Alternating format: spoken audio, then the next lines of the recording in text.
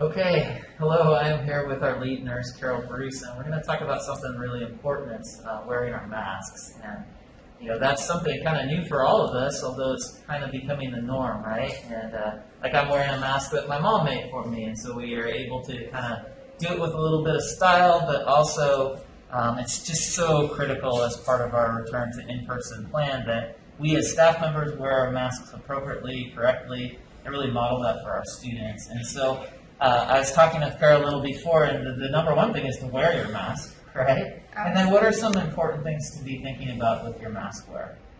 So just thinking about how you're putting it on. So when you're putting on your mask, you want to grab it by the loops or by the ties and not the front of the mask when you're putting it on. You get it on, get it in place, pinch your nose piece if you have one, and make sure that it fits really good that you can talk like we're talking here without it slipping down.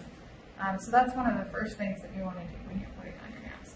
And then, there are times during the day where you might need to take off your mask. So I'm, making sure that you're social distance when you do that. Obviously, if you need to take a drink of water or step outside for some air, but making sure we contact it here is important, right? Yeah, so again, reaching for those loops or the ties to try to get that mask off and not touching it on the front.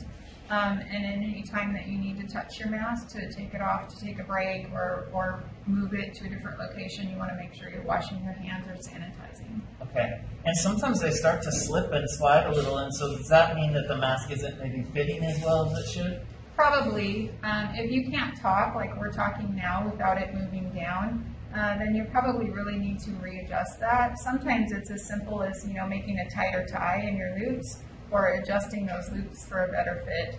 Sometimes it's just the mask isn't the right one for your face and maybe you need to look at a different style. But you really need to make sure it's staying in place when you're talking without having to touch it. Well, thanks, Carol, so much for your time. Thanks for keeping us all safe, and make sure you're wearing your masks.